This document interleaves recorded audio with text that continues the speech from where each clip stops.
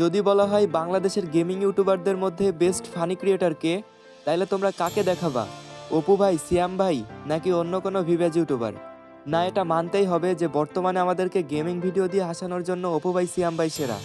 তবে তোমাদের কি মনে আছে 2018-19 সালে 9 টাকার এমবি কার্ড কিনে ভিডিও দেখা সেই সিজন 2 এর প্রো প্লেয়ার তালহা ভাইয়ের কথা?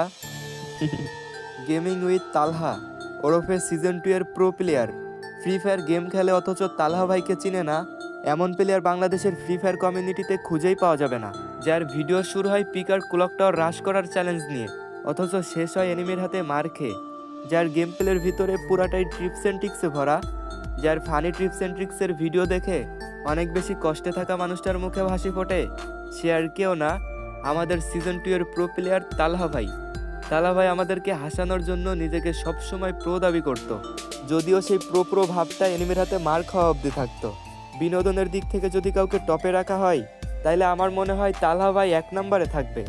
যদিও এখন আমাদের এই লিজেন্ড তার ব্যবসা নিয়ে ব্যস্ত থাকে, অনেক কাজ আর চাপের ভিতরে আমাদেরকে ভিডিও দিয়ে হাসানোর কথা হয়তো তার মনেই থাকে না।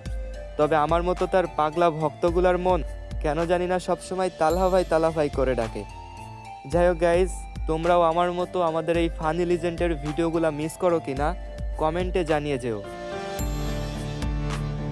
আর হ্যাঁ, তোমরা যারা খুব সহজে ডায়মন্ড টপ আপ করতে চাও, তারা এখনই প্লে স্টোরে গিয়ে ডাউনলোড করো বট টপ আপ।